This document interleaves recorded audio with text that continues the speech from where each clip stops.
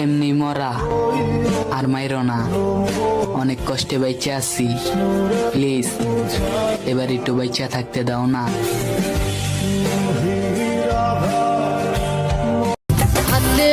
যেখানে আমার আত্মহত্যা করার কথা ছিল সেখান থেকে আমি হাসতে হাসতে বেরিয়ে এসেছি। যাকে ছাড়া আমার এক মুহূর্ত বাঁচার কথা ছিল না, তাকে ছাড়া বহু বছর বেঁচে আছি। সব শেষে আমি জেনে গেছি মানুষ প্রয়োজনে কাছে আসে, প্রয়োজন মিটে গেলেই চলে যায়। জীবন, যৌবন আর সময় পৃথিবীতে একবারে আসে।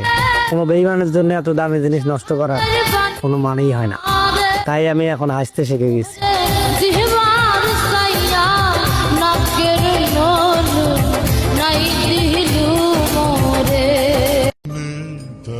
ভাই একটা কথা বলি শোন, নেশা কইরা মারা যাবি, তারপরও কোনো খাঙ্কি মাকির মায়া পড়বি না।